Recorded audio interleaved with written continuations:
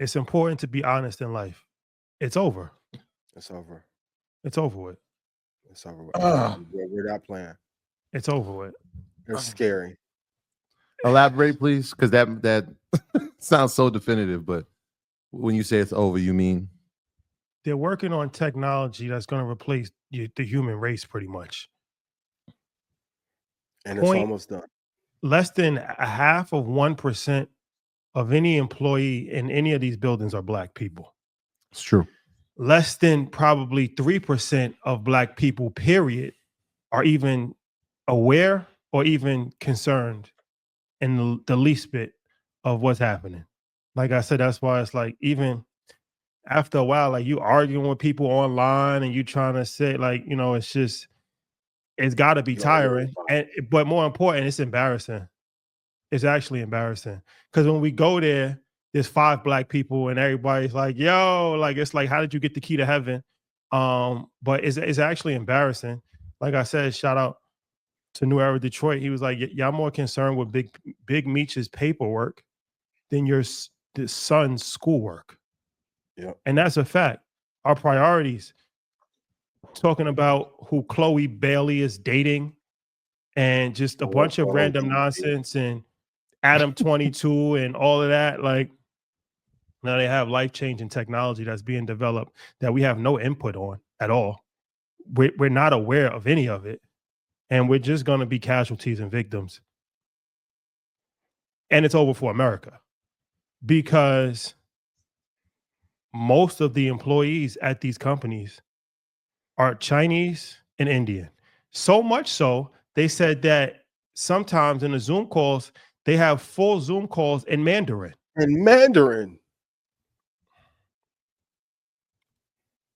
Department-wide. I don't think people understand. Like, this is alarming. Yes. At very high level. At a very, very high level. Like, you see, America finally won the World Math Championship for high school, and every kid on the team is Chinese. We are getting dumber as a society. By design. And it's alarming. And China has a plan in place to take over the world. You know, I'm with a lot of smart people these days, and I'm getting a lot of information. I'm learning things.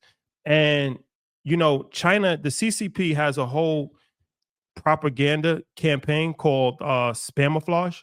So, you know, I just realized it today, because when I go on Instagram, I just see all these positive Chinese posts. It's like, China built 37 hospitals. China, like, but then I started to get the information, like, China got a lot of internal problems. The negative birth rate, the economy is pretty much on eggshells, but you never hear any of this stuff. Like, all of this stuff on Meta. So what China is doing is that they're actually funding the dysfunction in America. So you see people like Margie, what's her name? Margie, the senator, Margie Green. Margie Green. How does she get 1 million followers? If you ever really think about that, like, no politician really has that many followers. Like, they got all these they're promoting dysfunction in America. That's why they really wanted Trump to win. They're promoting dysfunction in America because they understand that we're just tearing up our society. But on Meta, if you look at like Instagram, you're only going to see positive Chinese posts. It's like you go to the wealth page and all that. It's like, oh, China just built this railroad. China just did this. It's positive propaganda that they're pushing to enhance their world perception. The crazy thing about that is that Meta is not even allowed in China. How you take over a U.S. app? They took over a U.S. app to shape the narrative for their country, to create dysfunction in our country. The app's not even allowed inside of their country. I'll be honest with you. It's getting to a point where it's going to be so far, the gap is going to be so wide, you're not going to be able to catch up. And by the time you realize that you're not going to be able to catch up, it's over. The game is over with. It's over with. And when I say like the game is over with, like the game is over. Like, it's over. Yeah. Lights out, permanent underclass, like, that's what I'm saying. It's like, we got to take this a little bit more serious. The things that we're concerned about are not important at all. That's why, like, this year InvestFest, artificial intelligence is a main theme.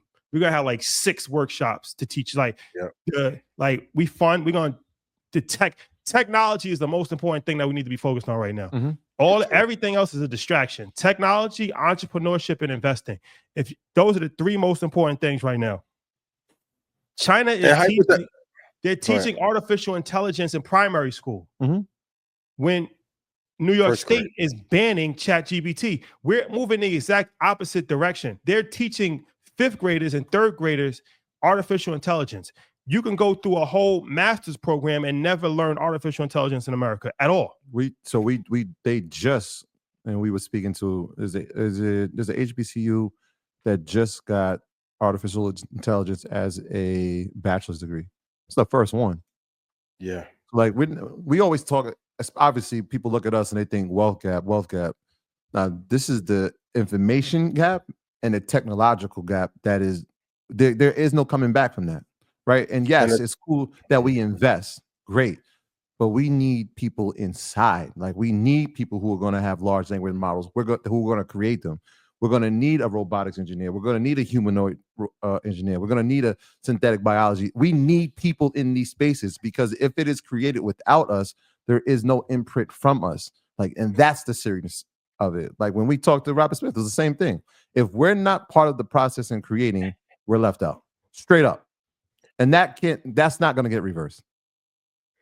And from a legal standpoint, if I'm a company and I third-party license robots for autonomous vehicles and factory jobs, who do you sue in terms of discrimination if I'm leasing said robots from a third-party vendor because they're not my robots because I don't have the tech to actually run it, just the software to update them?